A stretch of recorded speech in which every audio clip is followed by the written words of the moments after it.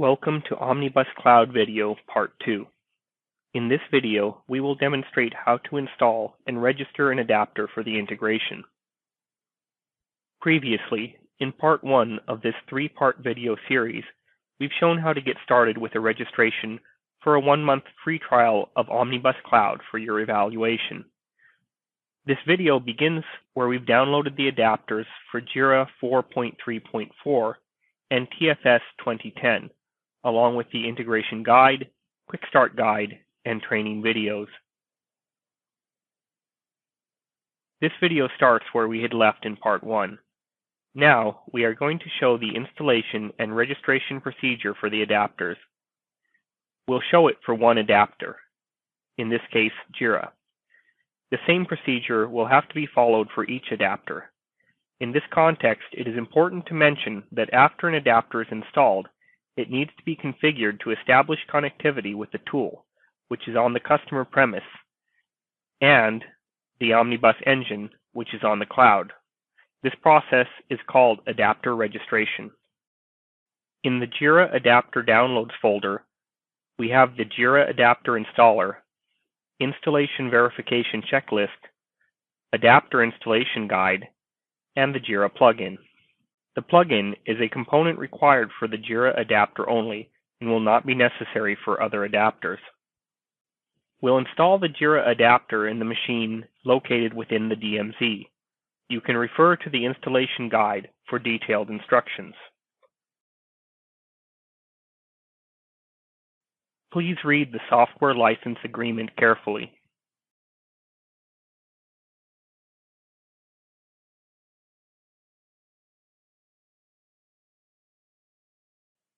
Provide the username and organization name.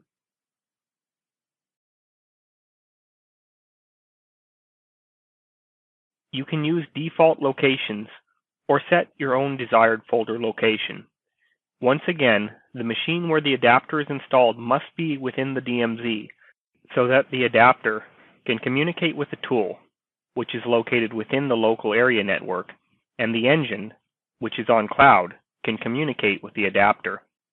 Omnibus supports 3 types of databases: Microsoft SQL Server, MySQL, and Oracle. We are using SQL Server for this demonstration. You can use any one of them.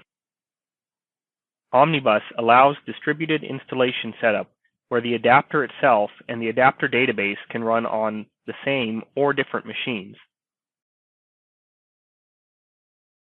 Windows authentication is set as default. You can use SQL authentication also. Provide the user's name and password for the user who has the administrative rights in the IIS. Omnibus Adapter's web services are hosted in IIS, which is why IIS credentials are required. The installation guide has details on this and related steps. Contact your IT and systems administration personnel for credentials. Select the website where you want to host the web services. Provide the public IP of the server within the DMZ where you are currently working. We mentioned earlier that each adapter needs to be registered after it is installed. This process can be done as adapters are installed one by one, or after all adapters are installed. The registration is done by a desktop tool called Omnibus Cloud Client Tool that itself needs to be downloaded and installed. Installation of this tool is a one-time procedure.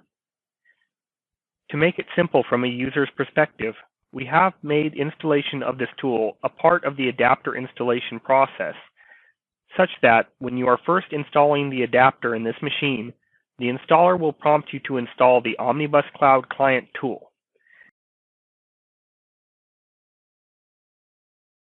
We are currently at this point in the process.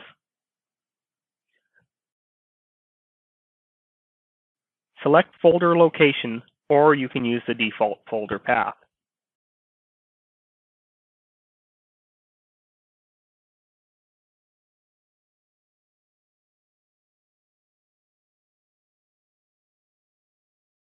Click on the Close button to complete the Omnibus Cloud Client installation wizard. After this step, the installer will come back to the main path, which was installing the JIRA adapter. JIRA adapter installation is complete, and you can launch Omnibus Cloud Client application to register the adapter.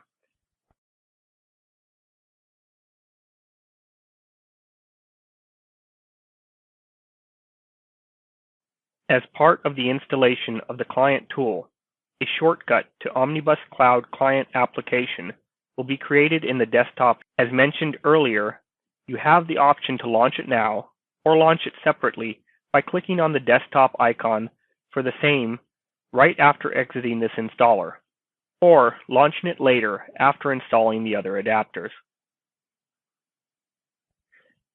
This is the same user ID and password that was provided during Omnibus registration. Notice that the tool list drop-down is disabled. The tools you selected during registration for your integration will appear in the drop-down.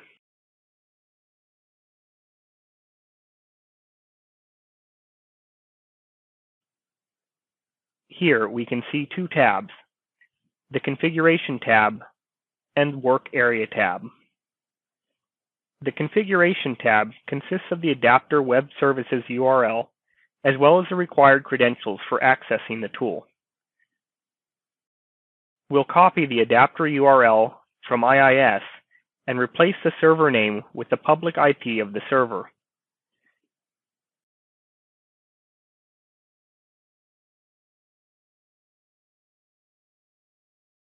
This is the server URL for accessing the JIRA tool using JIRA's SOAP API.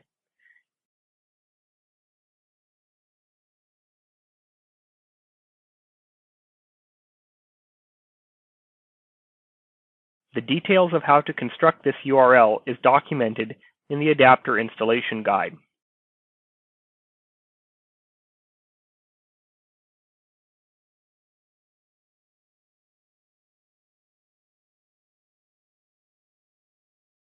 This user ID and password must be the same as the user ID and password for logging onto the JIRA tool.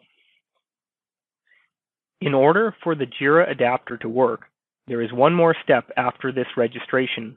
You'll have to deploy the JIRA plugin and set JIRA Listener.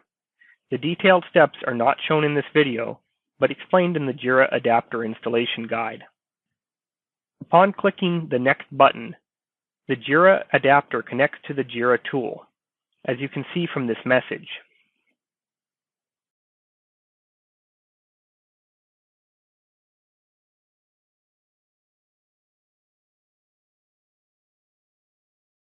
The Work Area tab consists of the projects available in JIRA and the users assigned to these projects.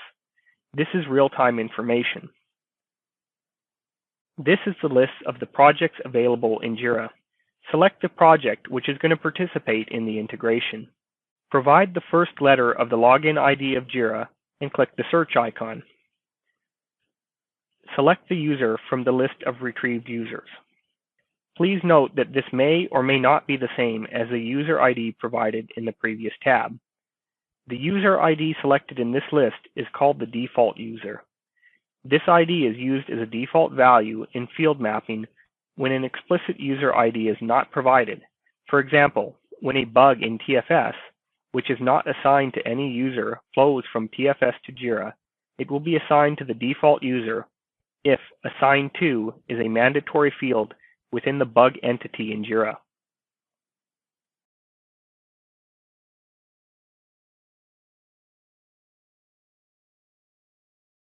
The registration for the JIRA adapter is complete. The registration information is posted in your Omnibus Cloud account. Log in using the registered username and password.